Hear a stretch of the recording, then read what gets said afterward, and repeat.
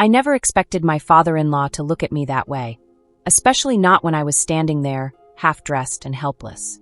It all started with a stuck zipper, but what happened next left me breathless and ashamed. His hands brushed against my back, and in that moment, everything changed. I froze, unable to move as his eyes lingered. What happened in that room would haunt me forever. My name is Emily, and I'm 28 years old. I've been married to Ryan for 3 wonderful years. On the surface, we had everything: a beautiful home, stable jobs, and a love that felt unbreakable. Ryan was kind, supportive, and always made me feel cherished. I admired his patience and the way he worked hard to build the life we dreamed of. But life wasn't always picture-perfect. We lived with his father, Mr. David, a retired businessman in his late 60s. He was quiet, wise, and carried an air of authority that made people respect him. After my mother-in-law passed away, Ryan convinced me to let his father move in with us. At first, it felt natural, like a bigger family under one roof, but over time, small cracks began to show. Ryan and I had one recurring disagreement: starting a family. While he dreamed of having children, I wasn't ready.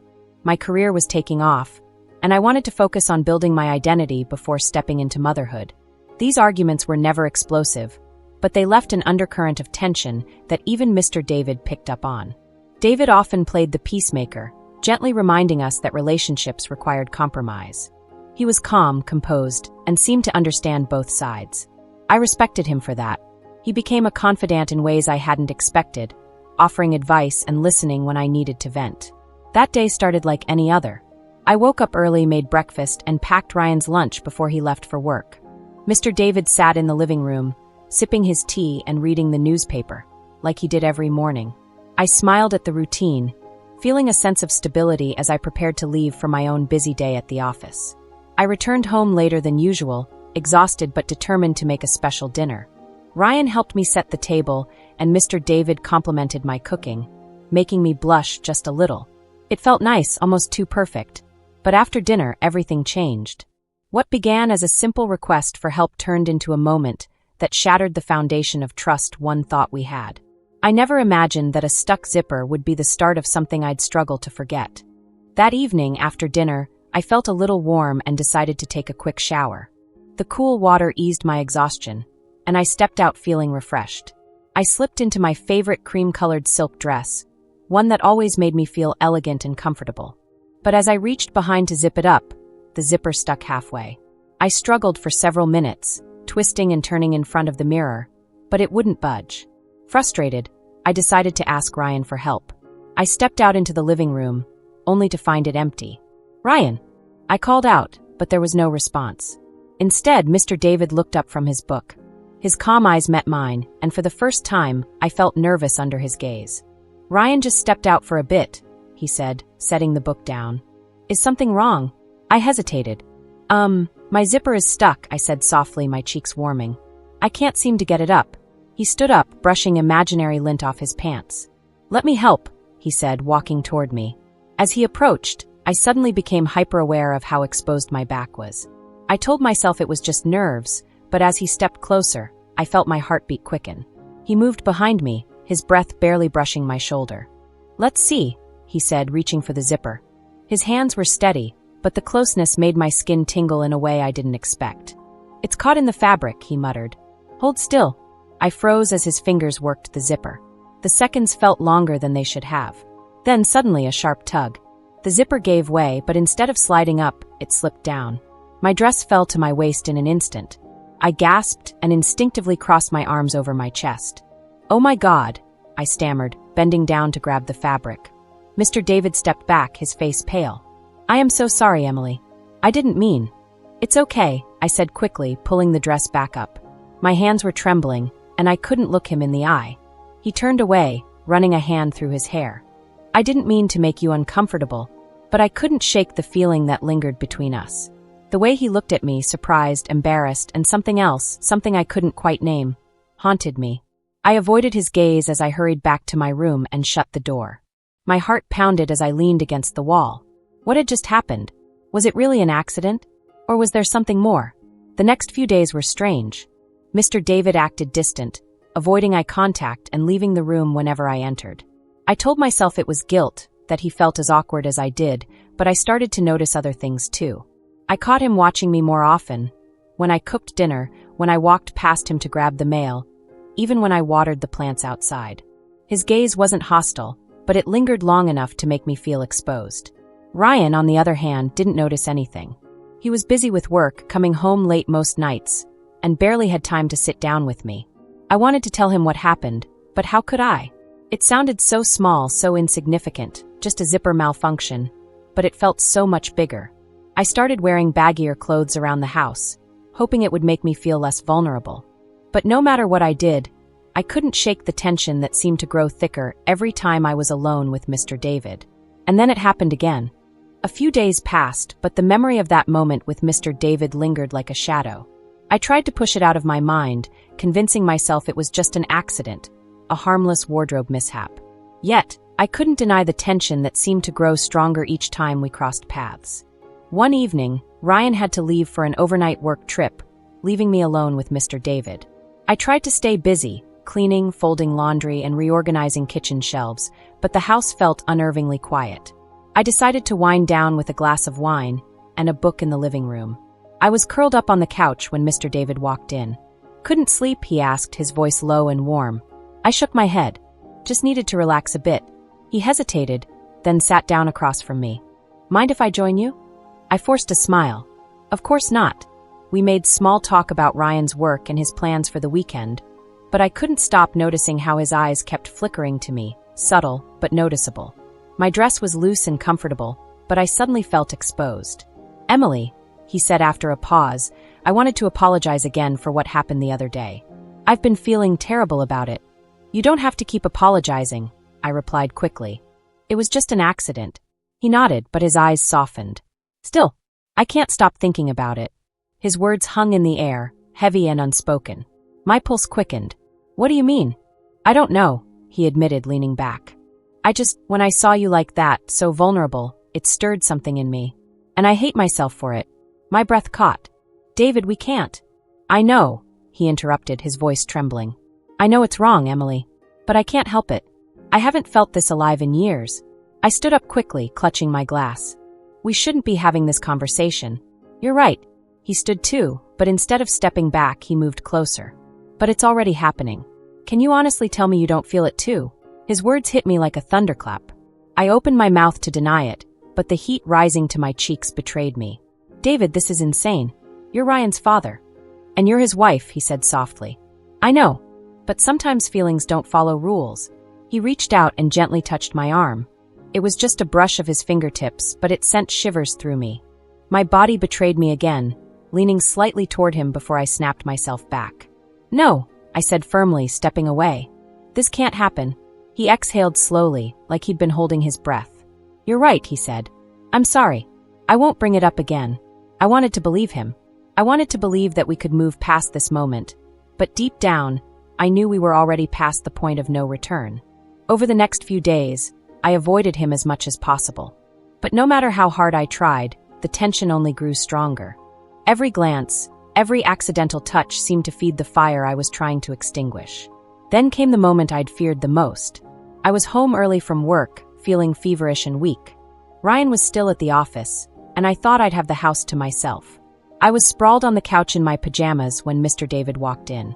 "Are you okay?" he asked, concern etched on his face. "Just a little under the weather," I replied weakly. He sat down next to me, closer than he normally would. "You should rest." "I'm fine," I muttered, but my voice wavered as he brushed a strand of hair from my face. "Emily," he whispered. My heart raced as his hand lingered on my cheek. I should have pushed him away, but instead I froze. The room felt smaller, the air heavier. "We can't," I whispered, but my voice lacked conviction. He leaned closer, and before I knew it, his lips brushed against mine. It was brief, just a moment, but it sent a shockwave through my body. I jerked back, my eyes wide. "David, no. This has to stop." He pulled away immediately, his face filled with regret. "I'm sorry. I don't know what came over me." I stood up, trembling. "This can't happen again. Ever." He nodded, his shoulders slumping. "You're right. It won't." But even as I said the words, I knew the damage was already done. Something had shifted between us, and no matter how much I wanted to pretend otherwise, there was no going back. The days that followed were unbearable. I tried to carry on as if nothing had happened, but the guilt and confusion ate away at me. Every interaction with Mr. David felt charged, no matter how much we both tried to act normal. Ryan remained blissfully unaware, busy with work and planning for our future. But I wasn't in the future. I was stuck in the past, replaying that forbidden moment over and over again. I avoided being alone with Mr. David, yet somehow we kept ending up in the same room, drawn together by an invisible force I couldn't explain. Then it happened. Ryan had left early for a meeting, and I was home alone. I decided to clean the house as a distraction, but halfway through dusting the shelves in the living room, Mr. David appeared. He stood in the doorway, watching me. "Morning," he said, his voice quiet. "Morning," I replied without looking at him, pretending to focus on the task at hand. "You're avoiding me." I froze. "No, I'm just busy." "Emily, please," he said, stepping closer. "I need to talk to you." "David, we don't need to talk about anything." I turned to face him, but my voice was already trembling. His eyes locked onto mine. "We can't keep pretending this didn't happen." "Nothing happened," I shot back, my heart pounding. "That's a lie, and you know it," he said, his voice firm but filled with something that almost sounded like desperation. "I know you felt it too." "No," I whispered, but he stepped closer, closing the space between us. "Emily," he said softly, "I can't stop thinking about you. I see you everywhere. I wake up at night and—" "Stop," I interrupted, tears filling my eyes. "You can't say these things to me. You're my father-in-law. This is wrong." "I know it's wrong," he said, his voice cracking. "But I can't control it. And I don't think you can either." I shook my head and tried to back away, but he reached out and gently took my hand. "David, please," I said, pulling my hand away. "Don't do this." His eyes darkened. "Then tell me you feel nothing. Look me in the eye and tell me you don't think about it too." I opened my mouth to speak, but no words came out. The truth I had buried so deeply threatened to surface, and I hated myself for it. "See," he said softly, his voice breaking the silence. "You can't." Before I could respond, we heard the sound of a car pulling into the driveway. Ryan was home early. Panic shot through me as I stepped back, my heart racing. "Ryan can't know about this," I whispered. David nodded, his expression shifting from longing to guilt. "I know. I'll go." But as he turned to leave, Ryan walked through the door and immediately sensed something was off. "What's going on?" he asked, looking between us. "Nothing," I said too quickly, avoiding his gaze. Ryan's eyes narrowed. "Are you sure? You both look like you've seen a ghost." "I was just helping Emily move some furniture," David said smoothly. "I should get back to my room." Ryan seemed to accept the explanation, but as David left the room, I caught a glimpse of his face, and the turmoil written all over it. For the rest of the evening, I couldn't shake the feeling that everything was spiraling out of control. I wanted to confess, to tell Ryan the truth, but the thought of destroying his relationship with his father stopped me. That night, I barely slept.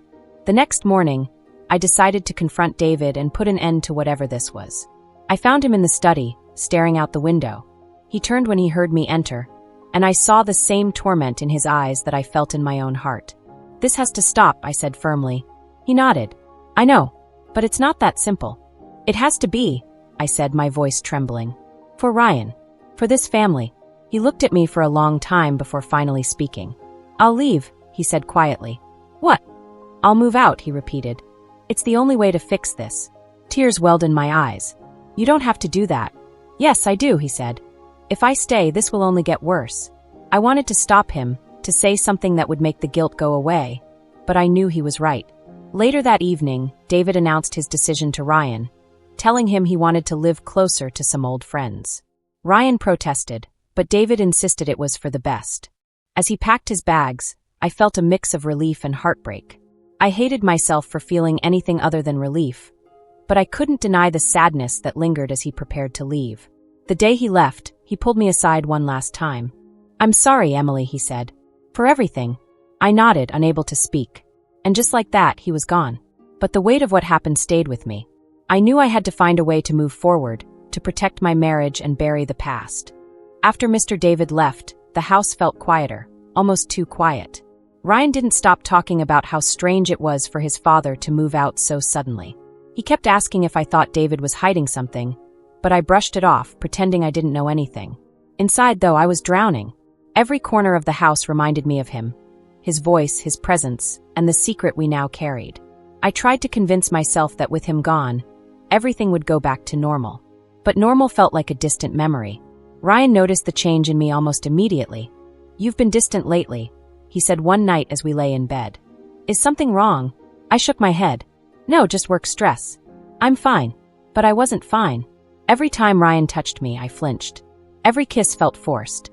I hated myself for it, but I couldn't stop feeling like I had betrayed him, even if nothing physical had truly happened. Days turned into weeks, and the distance between us only grew. Ryan started staying late at work more often, and I couldn't help but wonder if he sensed something was off. One night, I decided to tell him. I couldn't live with the guilt anymore. I waited until after dinner, sitting him down in the living room. "Ryan," I began, my voice trembling, "there's something I need to tell you." His face immediately changed, and I saw the fear in his eyes. "What is it?" I opened my mouth, but before I could speak, he cut me off. "Wait," he said, standing up. "Before you say anything, I need to ask you something." I froze. "What? Did something happen between you and my dad?" The question hit me like a punch to the gut. "What? No. Why would you ask that?" He looked at me, his jaw tight. "Because you've been acting strange ever since he left. And I know my dad. He's not the type to just pack up and move unless something happened." I felt my hands trembling as I tried to hold myself together. "Nothing happened," I lied. "I swear." But Ryan didn't look convinced. "Emily, don't lie to me," he said, his voice breaking. "I need to know the truth." Tears welled in my eyes. "I can't. I just can't." And that's when he knew. Ryan stepped back, shaking his head. "I trusted you," he whispered. "I trusted both of you." "Please, it wasn't like that," I begged. "Nothing actually happened. But something almost did," he snapped, his voice sharp. "And that's enough." The next few days were a blur of silence and tension. Ryan refused to talk to me, and I spent most nights crying myself to sleep. He didn't leave, but it felt like we were strangers living under the same roof.